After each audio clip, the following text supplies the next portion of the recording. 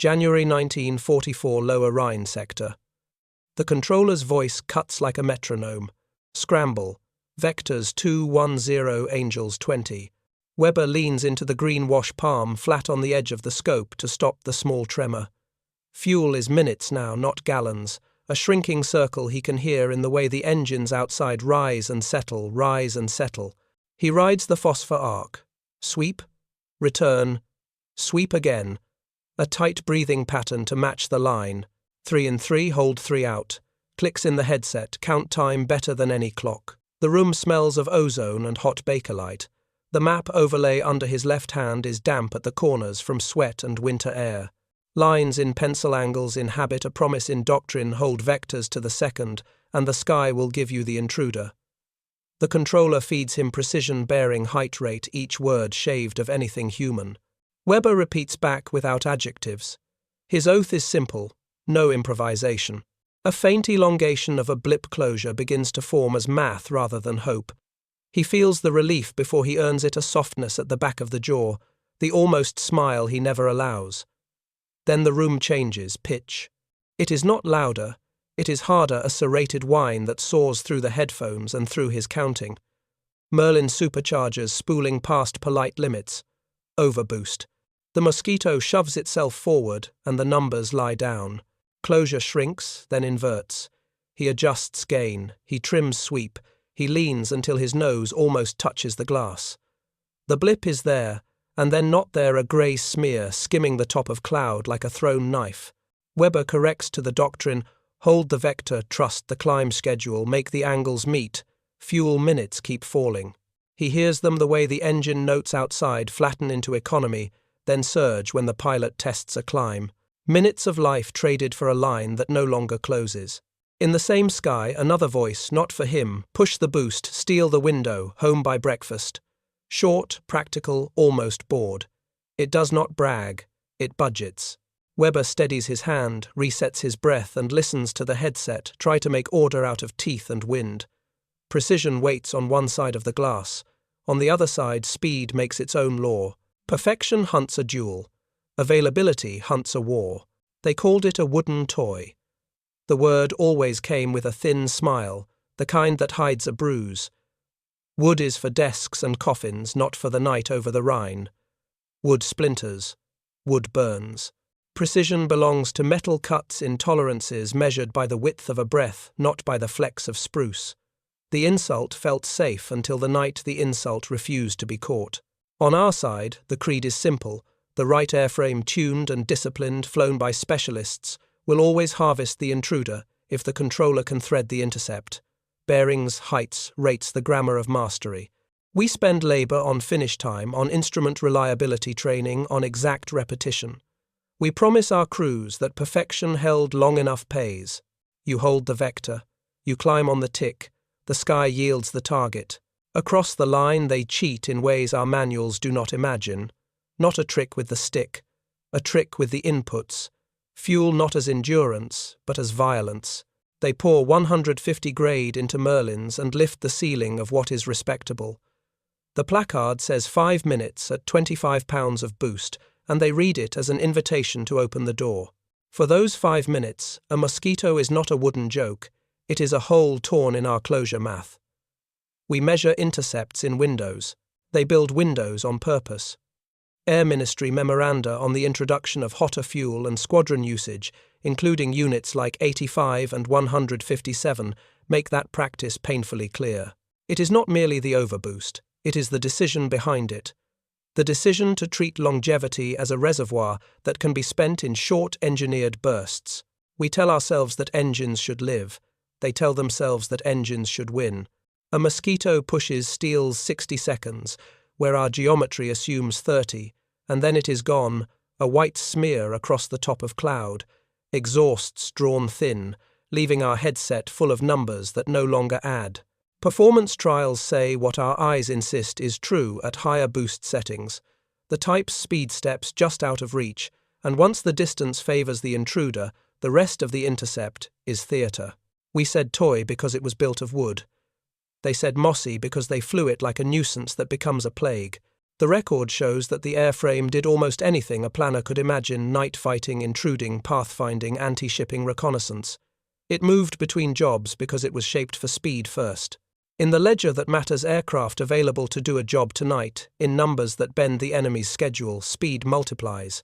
Production and service history read like a slow, relentless drum: 7,781, built with Canadian and Australian lines feeding the total. Not a single perfect thing, but a perfect supply of things good enough to arrive fast, hit and leave. We taste the betrayal where we live turn time. Our culture loves the sortie that ends in a clean kill. Theirs loves the clock between engine off and ready again. The Mosquito was a maintenance puzzle. In theory, wood glue humidity. Yet in practice, the crews built a habit of speed around it. Tape the panel seams, warm the fuel, prime the pumps, a blast of octane, a legal fiction on the boost lever, and you create a fleeting condition in which an intruder can cross a defended lane before vectors congeal. The trick is not grace in the merge. The trick is denying the merge at all. The intruder record hundreds of kills for comparatively modest losses, shows how poisonous that habit became to our knights. We know the instruments too well to pretend. Liechtenstein can sing, but it sings within envelopes, and envelopes obey arithmetic. Give the enemy an extra 20 to 40 miles per hour in the slice of sky where our closure is supposed to grow, and the scope stops being a hunt and starts being a museum. Exhibit something you can point at but not touch. The radar, the vectors, the discipline, none of it is wrong. It is simply tuned to a duel that no longer happens on time. In the briefing hut, the contempt bled into jokes about carpentry and glue. Outside factories answered jokes with output. The Mosquito was not a one-off marvel. It was a stream. Lines in Britain. Lines abroad. Variants multiplying like decisions: night fighter marks with teeth, bomber marks with racks, photoships with long legs. An aircraft that begins as an argument becomes, by repetition, a policy. Our pilots are the best craftsmen in Europe. Theirs turn craftsmen into schedulers. The sting is that schedules win campaigns. The sting is that our doctrine squandered lives in the name of a duel the other side refused to fight. And when they choose to fight, they choose the ground. Operation names and raid dates become less relevant than the simple pattern you can feel in a headset. A stream flows toward the target, and within it are quiet predators, listening for our emissions, keyed to our habits. Their intruders hunt by our own light, homing on the very radios that coordinate our best crews. Each time we raise our voice to make precision happen, a Mosquito hears it as a dinner bell. That is an industrial truth about who can field, fuel, and turn a fleet of fast twins every night. The betrayal of perfection does not arrive as a speech. It arrives as missed intercepts, logged without comment. It arrives as a crew that lands with fuel on the edge and nothing to show but sweat in the headset pads. It arrives as a maintenance chief staring at a wall of parts, while the other side stares at a wall of clocks.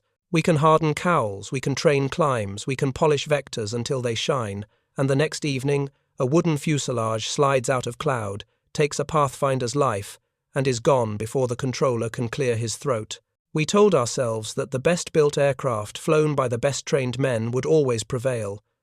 They replied with a budget and a can of fuel we refused to buy.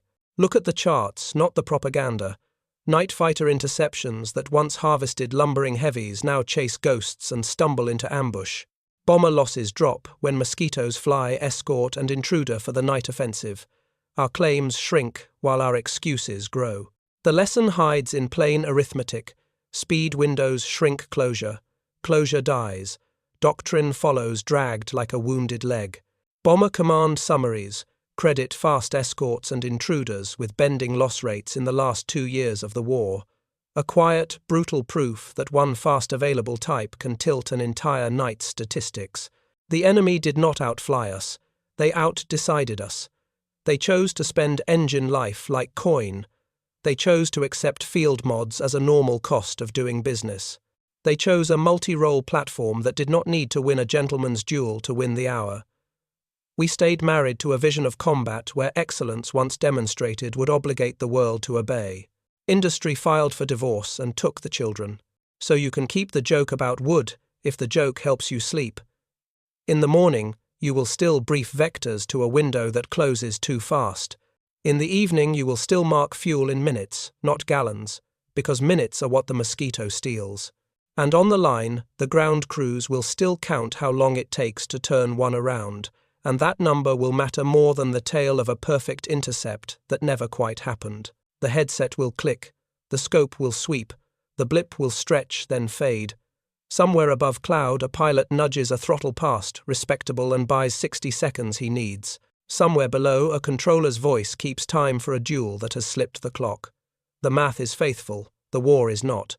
The betrayal of perfection is that it does not lose loudly. It loses quietly every night at speed. Night settles into the usual geometry. Bearings, heights, rates. The controller's voice is steady, a rail to hold when the wind buffets thought. Weber answers in clipped echoes and draws the intercept in his head, the way a draftsman draws a circle from muscle memory. Climb now, level at 20. Turn 210 on the mark. The blip on the Liechtenstein tube is a comma, at first, then a dash, then the faint stretch that means the angle is closing, not widening. It is textbook, no wasted climb, no lazy bank, no indulgent throttle surge to spoil the schedule. The pilot holds the line as if the air were wire. Weber's breathing sits on the sweep, 3 in 3 hold 3 out. The room smells of dust warmed by valves. Ozone spiders the back of the tongue. Tonight the math is going to let him touch the thing he's been chasing. Contact building. Range 4.5. He hears his own voice and tastes copper.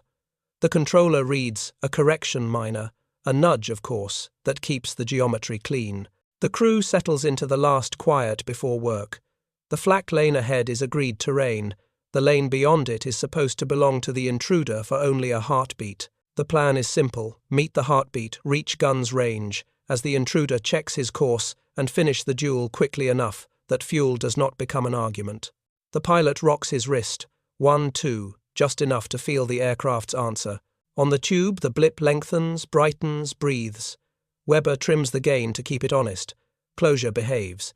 He can sense the drift of seconds becoming grip. If he were a different man, he would smile. Instead, he moves his left hand to the map overlay and presses a fingertip against the pencil line he has chosen for the final turn. The glove sticks a little. The room is cold, but palms sweat. The headset ticks like a sewing machine, stitching air to intention. A ghost of another return ghosts the edge of the scope, too weak for certainty. He marks it in mind and ignores it in speech. The doctrine says, do not chase mirages before the first trap snaps. Ahead, the main target steadies, not weaving, not jittering, just moving with a confidence that belongs to someone who has never been caught in this sector. The pilot whispers something that might be a joke. Weber does not answer because jokes cost air. Range 3. Angle good. He turns the range drum with 2 careful fingers. The pilot eases power forward to keep the closure healthy without burning the climb. This is the part the manuals love, the moment when discipline narrows fate to a funnel. Another sweep, another affirmation, the blip is where it should be. He can picture exhausts as silver needles picture the intruder's navigator, tracing a line on a map and trusting that any reply to his presence will arrive a few minutes late, as replies always do. When doctrine writes the clock, the intruder decides otherwise. Sound changes not by volume but by edge.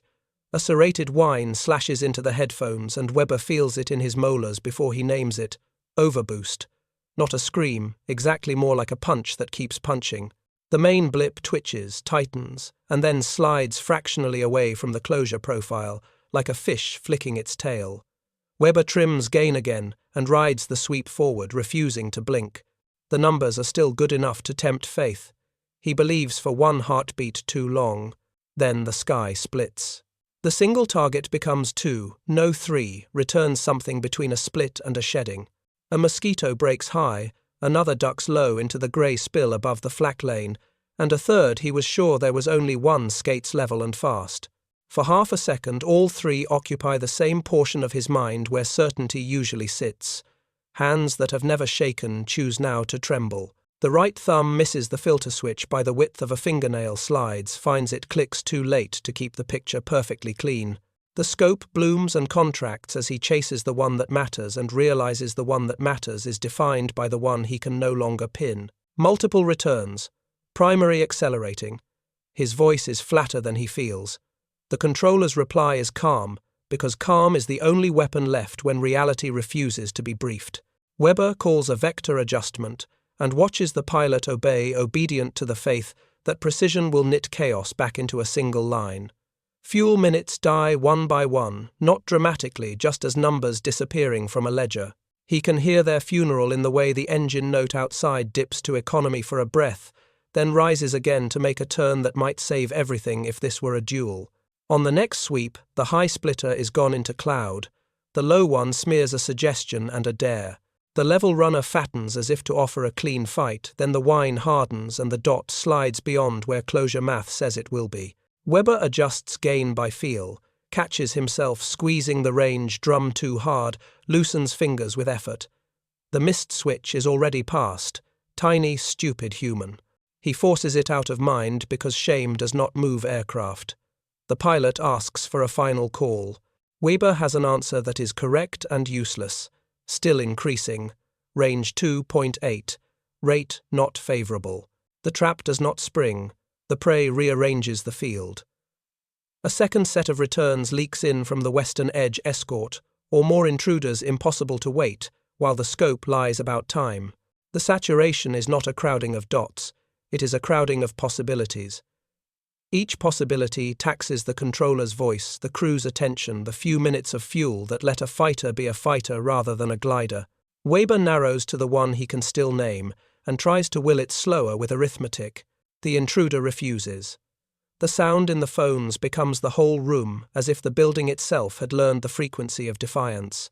The Merlins whine gnaws at the counts he uses to steady breath, eats them until the cadence breaks. His jaw locks. The pilot swears once not at the enemy, but at the instrument that never lies and yet refuses mercy. Weber calls a cut across the lane that doctrine prefers to respect. It buys a sliver of angle and spends another minute of life.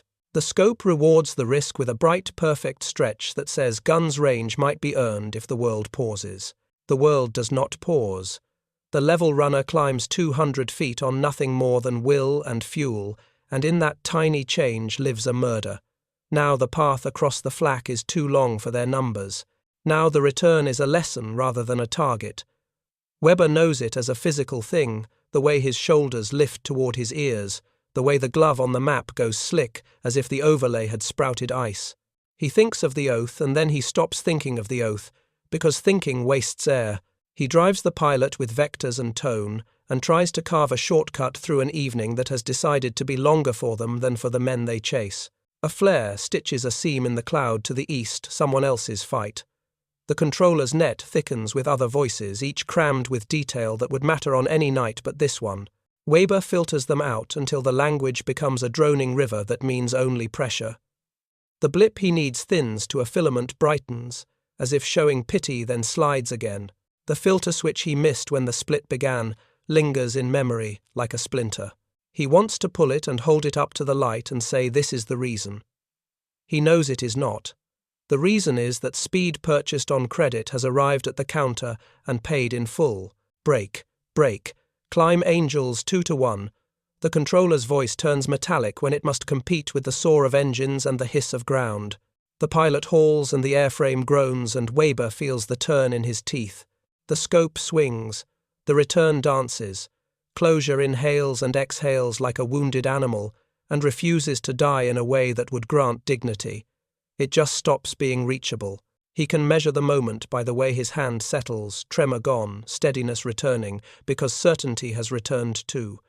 It is the certainty of being too late by a handful of heartbeats. Fuel is now a cold number. He calls it. The pilot answers without drama. They could try to stretch to hope for a last mistake from the runner, but hope has burned in the 5 minutes the intruder stole at throttle up. The split and the climb and the low skate were not flourishes. They were a method to soak their attention and their time until the duel ended without beginning. Weber keeps working because working is what remains. He logs, he reads back, he shapes, a last intercept on the off chance the runner stumbles. The headset delivers other lives in fragments, another crew with a cleaner picture, a controller with a clearer sky. He files the jealousy like a tool he might need later and does not use it now.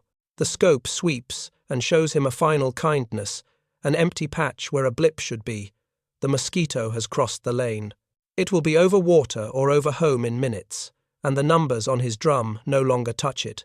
His hands relax by order, not by consent. The missed switch is a memory without weight. The shake that began with the split is gone, and in its place sits something worse: competence with nothing to catch. He revises the log to make it neat and leaves out the part where breath broke and counting failed. The pilot levels and waits for the word to return. The controller gives it because the controller must. The aircraft unwinds from the hunt, light on fuel and heavy on understanding. In the dark, the math still works. The equations are faithful. The trap was set correctly.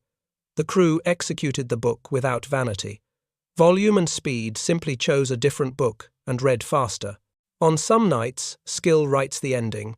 On this one, endings were printed in another shop and shipped by the crate. The night resets itself and then refuses to be the same. Weber stares into the green and tells his breath to behave. 3 in. 3 hold. 3 out.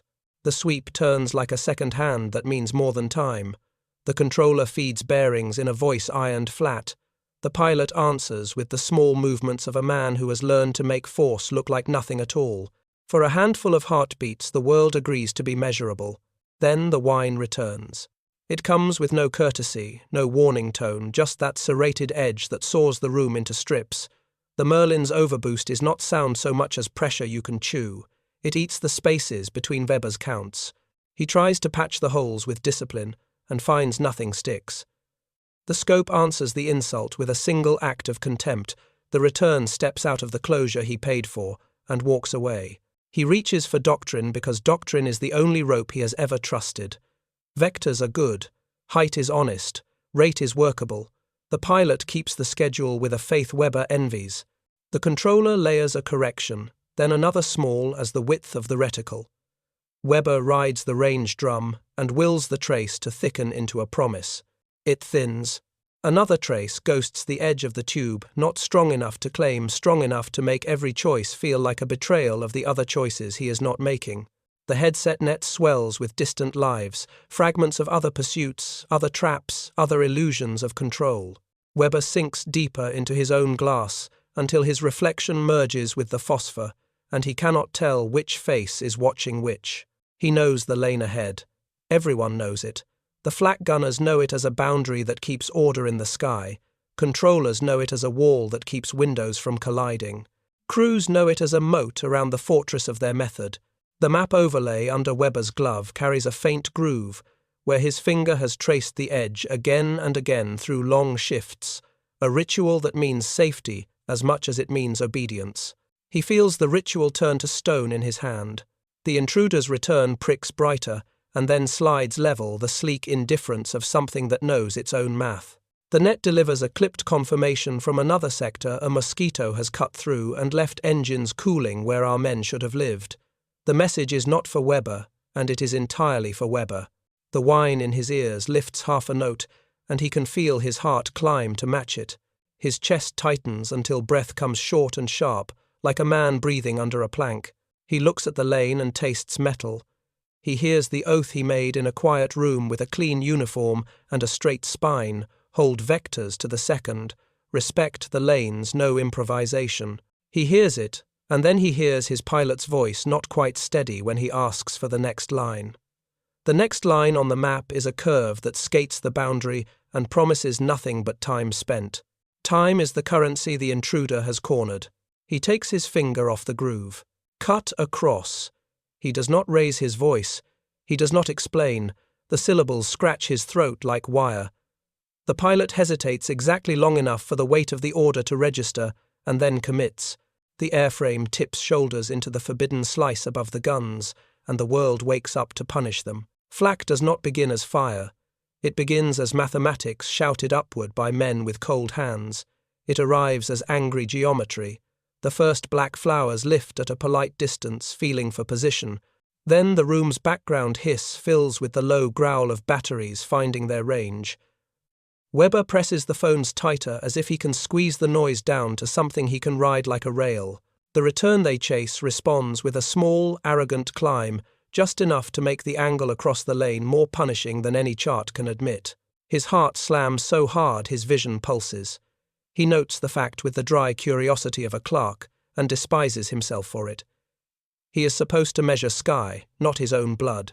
2 bursts bang close enough to be tasted, the air shaking the set on its mounts, the scope blurring to a smear and snapping back.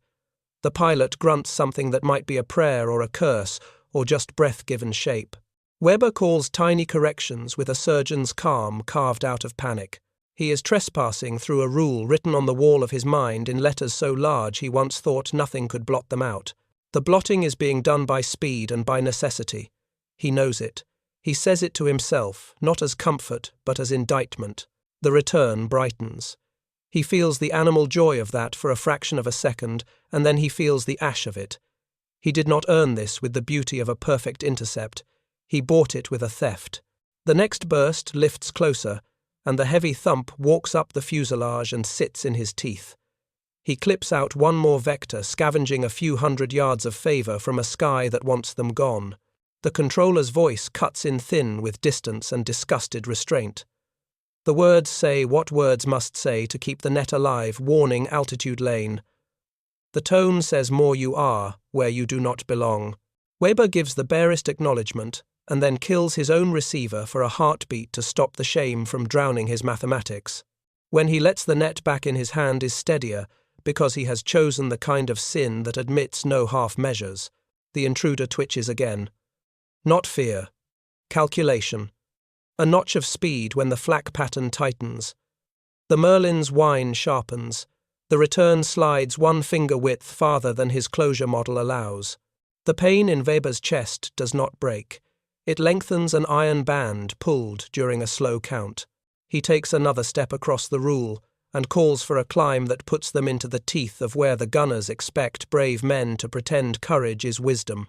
The floor of the aircraft lifts beneath him in a sudden swell, then drops. A burst has guessed well. The pilot hauls with wrists of wire, and the machine answers like a loyal animal trying to understand a new trick. Weber hears himself say range and rate in a tone so flat it could be pressed under glass and shown to students. It is the only gift he has left the sound of competence in a place competence will not save. He finds the return again, a fat, bright promise that pretends to be catchable. He calls adjustments in millimeters of language. The pilot threads between black flowers that keep opening on stems of light. Time burns. Fuel thins. Every cost he habitually conceals in clean jargon steps out into the aisle and sits beside him. He thinks of the man he will be when the aircraft lands, the one who will walk past ground crews with his helmet under his arm, the one who will look at the floor to avoid the eyes that ask silently whether the oath survives nights like this. The return does what the return was built to do. It walks faster. It climbs a little. It places a small step between itself and guilt. The scope shows the future. With cruel clarity, guns' range might arrive if the flak does not, if the fuel line does not, if the pilot's luck holds through one more guessing barrage. The words line up behind his teeth to call one more cut, one more theft, one more inch of soul bartered for a yard of sky. He does not say them. He says return. He says rate not favorable. He says fuel. He says it softly, and the pilot understands what the words mean and what they do not say. The controller speaks again with the patient scorn of a priest who has seen this sin before. The lane behind them swallows its anger bit by bit as they slide back into the arc where they are permitted to exist. Weber feels the forgiveness and cannot take it. Forgiveness implies someone asked. He opens his hand and looks at the damp crescent his glove has pressed into the map overlay. The groove on the lane's edge is still there, shallow and faithful. A new mark crosses it where his finger pushed through. That pale scar is nothing. Paper forgets. He will not. The headset hums with lives continuing. Someone else has a clean picture in another sector and rides it to a claim. The net hums with triumph contained in professional words. Weber answers the required queries like a machine and keeps his voice balanced on the narrow bridge between truth and self-defense. He edits nothing in his log because editing is for literature and his job is confession. His pulse slowly climbs down from the ladder he made it ascend. Each rung is a memory of the whine, the bangs, the turn that bent both air and oath. Shame arrives with the steadiness his hands are regaining. It is not hot. It is the cold knowledge that when the room changed pitch, the creed was too small to hold the sky. He can hear his old instructor explaining why lanes exist, why rules protect more lives than they cost. He believes the man now more than ever. He also believes that tonight those lives would have been fed to a story about principle, while a fast intruder wrote the ending somewhere else. He will carry both beliefs, and they will never sit comfortably in the same chest. The ground grows in the instruments, and he feels the small decelerations that mean landing is a promise instead of a hope. The pilot says nothing that resembles accusation. Men who have stared at the same blip until their necks ache do not need language to share disgust with physics. Webber unplugs and hears the room without the filter for the first time in an hour. The silence has weight where the wine once bit. On the line, the lamps throw long bars across frost and fuel stains. He cracks the canopy, and cold air cleans the last of the cordite and bakelite from his nose. A crewman looks up with questions in his eyebrows and respect in his hands. Webber climbs down helmet under arm, and the map overlay rides rolled in his fist like a relic he cannot bring himself to set aside. He will sleep later if sleep comes. He will wake to the oath anyway, because it is written into how he tells himself he is a man. He will hold it in one hand and the memory of the cut in the other. He will pretend the two together weigh less than either alone. He knows that is a lie. He also knows that in the sky that waits beyond dawn, survival paid in stolen minutes will be due again, and purity will not be there to sign the receipt. The hangar holds its breath the way a church does after the hymn. Lamps throw islands of light on concrete. Frost creeps along the seams where night air sneaks under the doors. Weber walks the center line with his helmet at his hip, and the map roll jammed beneath his arm like contraband. The aircraft sits with the patience of a draft animal paint dulled by cold and fingers. Someone has chalked the sortie number on the mainwheel hub and drawn a line through it without ceremony. He rests his palm on the cowling where heat has baked the paint to a tired sheen. The metal still holds a ghost of warmth. It prints into the skin through the glove. He feels the corrugation of rivet lines, the pride of edges that meet like thoughts that have never quarrelled. German finish, tight tolerances. A story you can tell yourself with your eyes closed. He slides his hand forward until it reaches the catch. The lever moves with the sober precision of a safe's dial. Inside is the same smell that lives in every engine room oil, too long awake fuel that forgot to burn hot metal remembering stress. Krantz shuffles in from the tool bay with a rag over his shoulder and the grin of a man who owes sleep to daylight. He nods toward the open cowling. "She did what we asked," he says, "not praise, not complaint." He looks at Weber's face and shuts his mouth on the next sentence. Respect can be silence. On a trestle near the far wall lies a panel that does not belong here. Pale wood ribs, fabric like a map of old veins. A rectangular section of an enemy wing with its seams taped in a hurry, the tape browned by exhaust and weather edges ragged where someone tore instead of cut. In the corner, in grease pencil, the note that changes temperature in a man's chest, 150 only, plus 25 5-minute limit. The handwriting is quick and confident. Someone wrote it for people who did not intend to argue. Weber steps to it, as if approaching a grave that requires he invent a relation. The panel is light under his fingers, wrong the way a violin would be wrong on a factory floor, and still somehow right because it makes a sound the factory cannot. He presses the tape with a thumb. It yields, springs back sticky even in cold. The expedient speaks with an honesty his own machines do not permit. Make it tight. Make it now. Fly. Krantz watches him touch the corner where the note sits. "We found that near Geldern," he says. "Bits and bits. The boys from intelligence kept the instruments. They let me keep this. Said it was good for morale." He laughs once without laughing. Morale. Weber reads the words again and finds the voice inside them. Not poetry. Accounting. 5 minutes. Buy a window. Spend the engine like coin. And walk away before the bill comes due. He thinks of the lane of the cut he ordered, of the noise that ate his counting. He thinks of the oath as if it were a tool left on a wing route and shaken to the floor by a sudden climb. Rem arrives with his cap tilted back, the posture of a man who has never stepped aside from a rule on purpose. He takes in the panel and the open cowling and the faces and orders the sequence into a story that will not break him. They fly a trick, he says. It makes them sloppy. Sloppy kills men. He says it like an axiom he intends to nail to the wall. Weber answers without heat. It makes them fast when it matters. Rehm meets his eyes not unkind. Discipline kills more of them in a year than tricks do in a night. Weber gestures to the panel with 2 fingers, careful as if it could bruise. This isn't a trick. It's policy written as a number. They spend the engine to buy the minute. The minute buys the path. The path avoids the duel we trained to win. Kranz wipes his hands and pretends to measure spark gaps that do not need measuring. He wants the words to pass without touching him. Words rarely oblige. Rehm puts his palm on the BF's cowling the way a man might touch the shoulder of a friend. Our way keeps the machine alive. Our men trust it. It brings them home. It brings them home when the fight is written the way we write it, Weber says. He hears his tone and hates its calm. Tonight it wasn't. A gust rolls under the doors and tips a paper cup across the floor. It scuttles until it meets the base of the trestle. The panel does not care. It has crossed nights that would have shredded cups and men alike. The grease pencil line smudges under Weber's glove. He lifts his hand as if he has wronged a signature.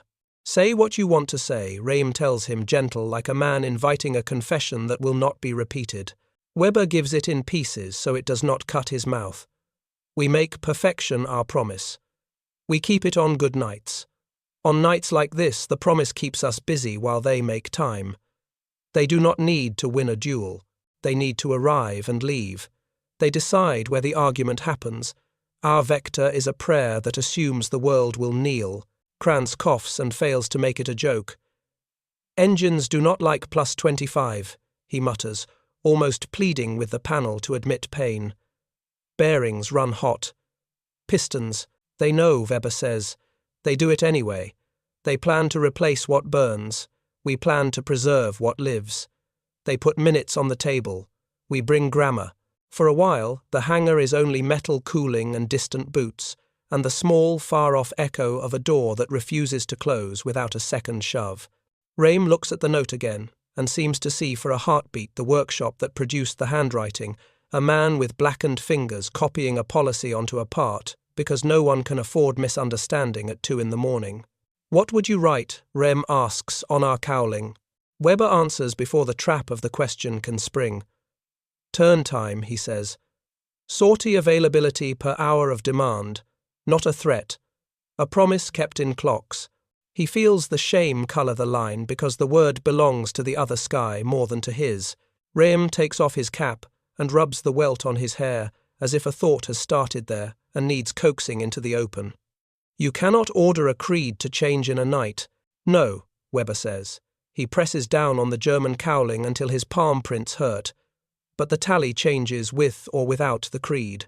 He speaks it, then the sentence that has been forming in the pattern of his breath since the wine cut his counting. They win by being ready again sooner than we can catch them once. Availability and speed windows beat perfection. The words do not echo. They land and sit heavy and civilized like furniture in a room that has just learned it is a courtroom. Kranz nods, because mechanics nod to truths that wear numbers. Rehm does not nod and does not argue. He studies the taped seam as if tape were a language he might still learn at his age. Weber rolls the map between his hands until the paper creaks. The crease where his finger crossed the lane is white, now a scar, on a rule he will not be allowed to forget. He tucks the roll under his arm and closes the cowling with care a man might give a flag. The latch seats with a click so exact it feels like approval from a father. On the way out, he stops at the trestle again. He writes nothing. He does not deserve to write on an enemy's part. He only reads once more, and in the reading counts the minutes the note has already stolen from men like him. Then he walks into the cold where the lamps end, and the concrete begins to sound like frost, and he measures the distance to the door in steps that have learned a new arithmetic. Dawn files the night into paperwork. Claims losses, fuel tallies the quiet column where missed intercepts live. Weber reads the sheet and sees only time. How many minutes to ready? How many minutes until demand screams again? The war he believed in was measured in angles and courage. The war in front of him is measured in how fast a squadron can stand back up after contact. He stops pretending the sky is a fencing piece. It is a factory yard with weather. Engines, crews, radios, fuel bowsers, controllers, each is a conveyor. If any belt stalls, the duel becomes theatre. He has proof in muscle and sleep. The intruder that buys 5 hard minutes at the throttle writes the night's map, while others write doctrine. He thought vectors could restore fairness. Fairness is not a line on a scope, it is the interval between sorties. He names the balance aloud so it cannot slip away. Sortie availability per hour of frontline demand. Not poetry. A ratio. How many armed fueled airframes you can put over the point of need in 60 minutes, and how often you can repeat that act before the enemy resets. All else, Finnish pride, elegance, runs behind it like paint behind a rivet. He can see the levers that move the ratio without touching honour. Fuel grade that trades wear for urgency. Field notes that make power legal enough to brief. Panel tape that saves a handful of knots. Ground drills that cut 5 minutes from a turn without killing a mechanic. Logistics that assume replacement, not reverence. Each small, almost shabby choice accrues into a number that bends fate. The enemy did not change the physics of flight. They changed the cycle time of pressure. He accepts the thing he feared, and it does not unmake him. The oath remains narrower and harder. Hold vectors when vectors still matter. Break lanes when the math says they are already broken. Speak cleanly to pilots and cruelly to clocks. Measure victory not by the perfection of a single intercept, but by the density of presence your side can sustain until the other side runs out of minutes to steal. He looks once more at the map crease where his finger crossed the rule and understands why it will never smooth. It is a memory in paper of a choice the war would have made with or without him. He is smaller than the ratio and more useful for knowing it. Tomorrow he will brief range and height and rate with the same precision as before, and underneath each word he will carry the only metric that matters enough to end sentences. Perfection wins a duel. Availability wins a war. Speed made availability airborne, and it hunted us.